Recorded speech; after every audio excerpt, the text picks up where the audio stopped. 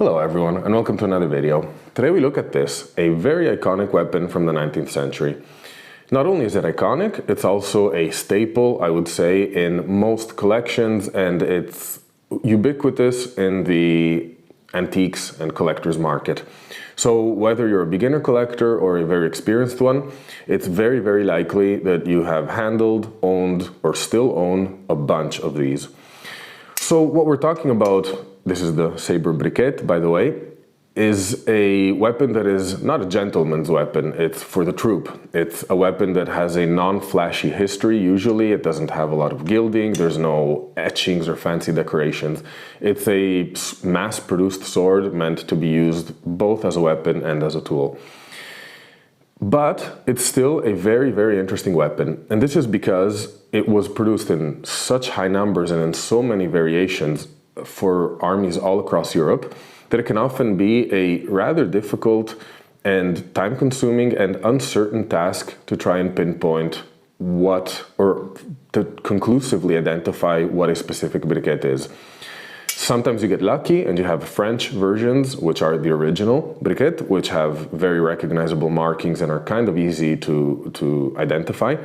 But for a lot of the other European clones, this can be a very daunting task. It's also quite fun, by the way, but it's often a thankless task because lots of times you're not able to definitely identify one. Although there are some variations in the hilt, shape of the blade that can help. However, it's not the case with this one. This one I was actually able to identify after a little bit of research work. The only marking that this sword has is on the hilt. And there are a couple of letters. There's an S and an O. There's a shield. We'll look at that in the detailed shots. And there's a number. So not much to go by. And asking around in the very useful and helpful internet communities of sword collectors and lovers. So if you're not part of these communities, as a parenthesis, I absolutely urge you to join because there's so much information in these groups that can really be helpful to learn a lot or identify swords you own. Anyway, it was identified for me, thanks to some experts, as a sword from the city of Solothurn in Switzerland. So this is a Swiss briquet.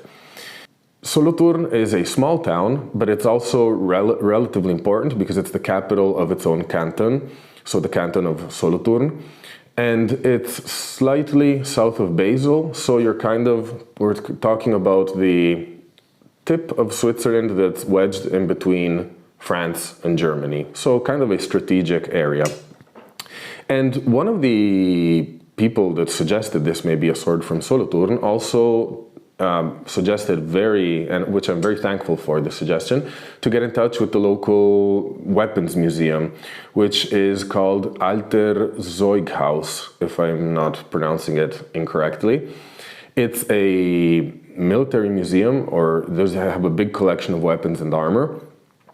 And the museum was thankfully extremely quick in replying to my inquiries and gave me some very detailed information. So I'm quite happy to be able to identify this sword specifically in an almost pretty conclusive way.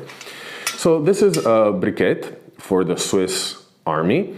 It's meant for unmounted troops, of course, so we're talking about infantry or artillery troops. And it follows Swiss Federal Ordinance from 1841-1842. So the regulation that determines the specs for this sword is the Swiss Federal Ordinance 1841/52. It's marked to match the city, the arsenal. These swords were obviously federal, so they were adopted by all of Switzerland. But then, as far as my understanding goes, they were marked to match the specific arsenal of the city they were assigned to. We'll see the marking in just a moment. There are no further markings on the hilt nor on the blade. And compared to other briquets, while it's very similar, there are a few distinctive characteristics that we'll look at in just a moment. One other thing to mention before we look at the details is that this model of sword, these swords were usually sourced from Solingen in Germany, whereas previous models, so from previous regulations or ordinance, would have been bought from Klingenthal in France. And this is very interesting if you consider the geographic position, as I mentioned before, of Solothurn or Switzerland in general.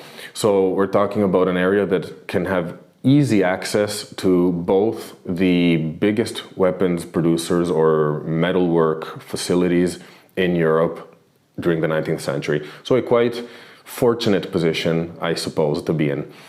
Anyway, with all this being said, let's look at the details of this Swiss briquet. And here we are. We'll start by taking a look at the blade and a few characteristics and features of it that I think identify it as a Swiss blade. So this may be useful for any of you collectors that are trying to figure out if their sword is a Swiss one or to identify their specific briquet. These elements are not marks, they're not like maker's marks or anything like that. They're actual features of the blade, which differentiate this one from, for example, French briquets or Italian ones or non-military ones like the Carabinieri may have used. The first is this little step on the, like this actual ricasso. You don't always find that on briquettes, and as far as I've seen, this is a consistent element on all of the Swiss ones I've been able to look at.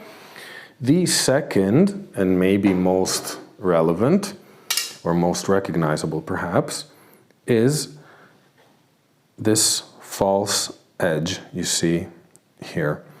So this is very distinctive on this sword. It's something you recognize and see right away. And again, as far as I can tell, this is fairly common and typical of all of the French Swiss briquettes I've seen. So if you have these features, it may very well be a Swiss weapon. Another interesting thing about this blade is how thick it is at the ricasso. Let me focus.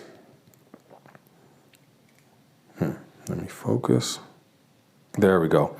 You can see it's really, really a beefy blade meant to withstand some abuse. Moving on to the hilt, we have a very typical briquet hilt. You'll probably recognize it. One thing to be said about briquettes is that there are often slight variations in their style, like the pommel here may be different from one country to another, but those are differences that can be hard to gauge. What we do have here as a distinctive feature though is this marking. We have an S and an O in between a shield and a number. So the S and O stand for Solothurn, the Swiss city we just mentioned, and that shield in the middle, you can hardly tell, but it's divided in the middle here in between, horizontally. It's the coat of arms of the city of Solothurn, which is actually represented by a shield cut in the middle with two different colors representing it. Then we have a number. This number would have represented the inventory number within the arsenal of Solothurn. Now, my understanding is that this was a federal model, and within different cantons, each city or the canton would have had their own marking and their own numbering for their own weapons. So this can help better pinpoint specific Swiss weapons. One other thing I wanted to mention about this is that the initial impression was that this may be a police sword or a militia sword, so not an actual military issue. That is because lots of times in other countries when we see city marks, it represents something that was used by a unit present only within the city. But in this case, it was confirmed to me by the museum that it's actually not a civilian or police weapon. This is a federal issue weapon for the army. So that's another interesting tidbit of information on Swiss weapons. One last thing I wanted to point out is my initial impression was that this blade may have been added later, or maybe a addition, because of its being so plain and simple and with no maker's marks or anything. However, that is not the case. It was confirmed by the museum that this shape and the features are consistent with it being an original. And one other thing I wanted to show you is how that kind of sold me on it before I heard back from the museum, but is the fact that the blade, unfortunately a little loose today, is cut perfectly to match the curve of the hilt. So Yeah, you can see it there, you see? It matches exactly. So that makes me think that this is kind of more of a quality work than someone just putting a random blade or slab of steel onto a hilt would. You can even see there's not a lot of play. Well, enough now that it's loose, but if the peen was tighter, everything would fit in place quite beautifully. Other than that, the blade has a couple of nicks. This is the most relevant of them, but it's really nothing to write home about. But yeah, other than that, it's in quite perfect condition. There's no rust, no pitting, a couple of minor stains, but overall, really beautiful. So I hope you enjoyed this video.